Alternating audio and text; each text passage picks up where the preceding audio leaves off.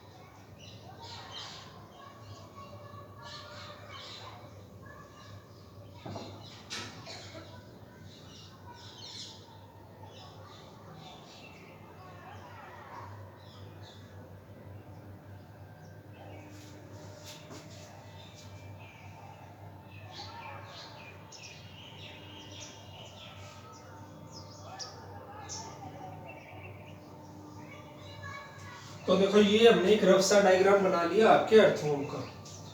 तो जो ये फर्स्ट पार्ट है, this is your mouth, then this is your buccal chamber,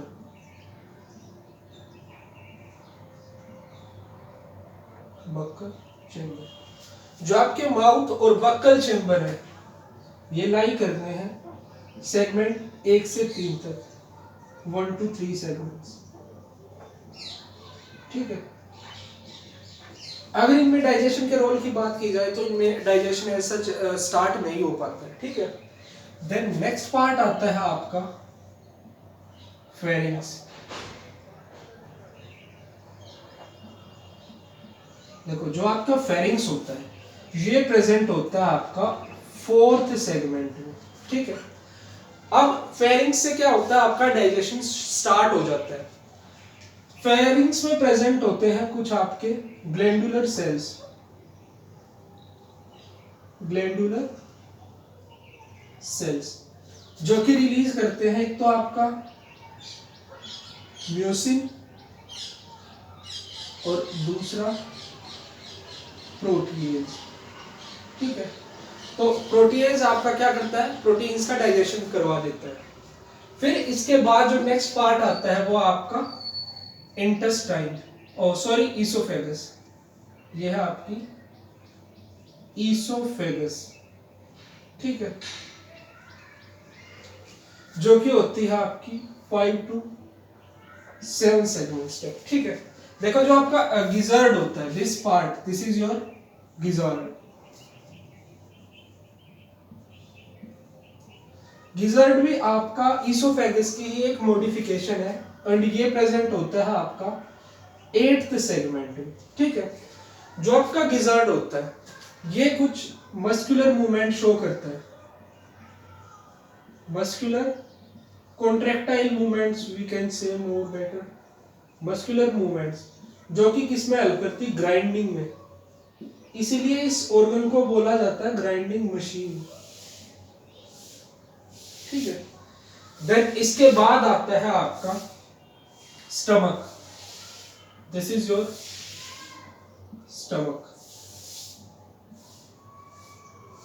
देखो जो आपका स्टमक होता है ये प्रेजेंट होता है आपका 9 to 14th सेगमेंट में। अब स्टमक 9 to 14 सेगमेंट में है। अब जो 15 सेगमेंट से आगे का जो पार्ट है उसमें प्रेजेंट होती है आपकी इंटेस्टाइन, और जो इंटेस्टाइन है आपकी, उस इंटेस्टाइन में भी अलग अलग रीजन्स प्रेजेंट होते हैं। जैसे कि देखो ये जो सेगमेंट्स का दे रहे हैं ये एक्चुअली कोरस्पॉन्डिंग सेगमेंट्स नहीं है, जो नंबरिंग है वो बिल्कुल सही है। एंड एक चीज और, अगर आप अलग अलग बुक्स में देखोगे तो इन सेगमेंट्स में थोड़ा सा डिफरेंस मिल सकता है, 13 to 14, 6, 7, तो इस तरह से डिफरेंस आपको अलग अलग बुक में मिल जाएगा। तो इंटेस्टाइन आपकी 15 सेगमेंट के बाद स्टार्ट होती है। अब देखो जो आपका मान लीजिए ये इतना रीजन है, सेगमेंट 15 टू 25 तक। जो सेगमेंट 15 से 25 तक सेगमेंट होती है उसको हम बोलते हैं आपका प्री टिफ्लोसोलर रीजन, प्री टिफ्लोसोलर रीजन, ठीक है। देन उसके बाद आता है आपका सेगमेंट 26 से 35 तक, 26 से 35 तक है आपका टिफ्लोसोल, टिफ्लोसोल। देन उसके बाद 36 के बाद है आपका, 36 के बाद है आपका पोस्ट टिफ्लोसोलर रीजन, पोस्ट टिफ्लोसोलर रीजन, ठीक है। अब देखो ये इतना हमारा डिवीजन हो गया है, जो सेगमेंट्स का आपको नंबरिंग पता होनी चाहिए। अब हम इनका नंबरिंग के साथ साथ इनके फंक्शंस देखते हैं। गिजार्ड तक हम देख चुके हैं। उसके बाद है जो आपका स्टमक है, जो आपका स्टमक है उसमें एक कुछ ग्लैंड्स प्रेजेंट होती हैं, कैल्सीफेरस ग्लैंड, कैल्सीफेरस ग्लैंड्स, जो कि प्रोड्यूस करती हैं चौकी सब्सटेंस या सॉल्यूशन हम कह सकते हैं। जो ये आपका चौकी सॉल्यूशन आपकी कैल्सीफेरस ग्लैंड्स स्टमक में होती है वो प्रोड्यूस करती हैं। ये हेल्प करता है आपका इन न्यूट्रलाइजिंग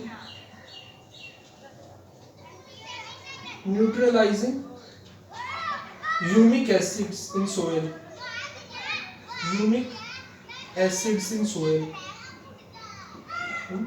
सोइल।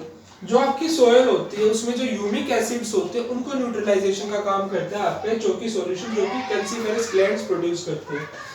देन उसके बाद आते हैं आपका जो मेन, जो आपका एक्चुअल जिसे हम बोलते हैं डाइजेशन का पार्ट, जहां जो कि आपका इंटेस्टाइन, जहां पे आपका मेन डाइजेशन शुरू होता है।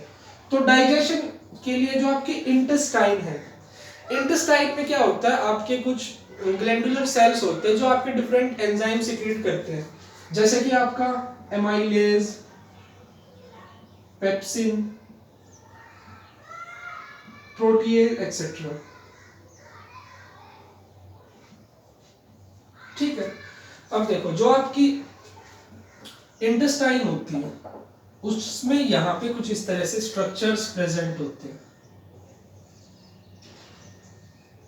ये कुछ इस तरह से,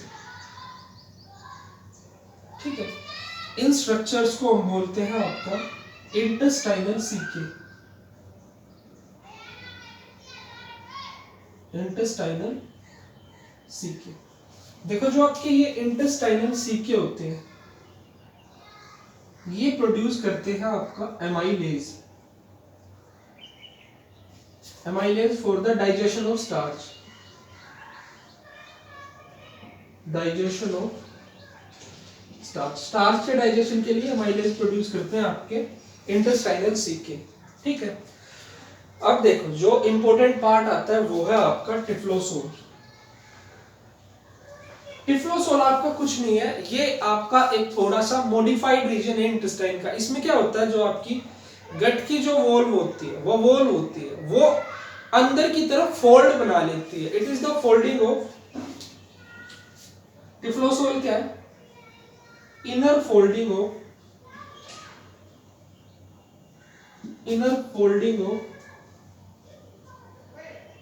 इंटेस्टाइन, ठीक है। ये आपकी इंटेस्टाइन की एक इनर फोल्डिंग है। अब देखो इनर फोल्डिंग है जिसकी वजह से क्या होगा, इसका सरफेस एरिया इंक्रीज हो जाता है। अब इंक्रीज्ड सरफेस एरिया की वजह से क्या है, यहाँ पे आपका जो एब्जॉर्प्शन है वो बहुत ज्यादा अच्छे से हो पाता है। इससे क्या होता है, इंक्रीज्ड सरफेस एरिया, उसी से क्या होगा आपका इंक्रीज्ड एब्जॉर्प्शन, ठीक है। तो ये हो गया आपका टिफ्लोसोल। फाइनली फिर टिफ्लोसोल के बाद आपका पोस्ट टिफ्लोसोलर रीजन है। देन पोस्ट टिफ्लोसोलर रीजन के बाद जो आपका अर्थवर्म की एंडिंग होती है वो एनएस से एंडिंग होती है। तो जो आपका फूड है वो फाइनली रिलीज होता है एनएस से, एनएस से रिलीज होगा आपका अनडाइजेस्टेड फूड,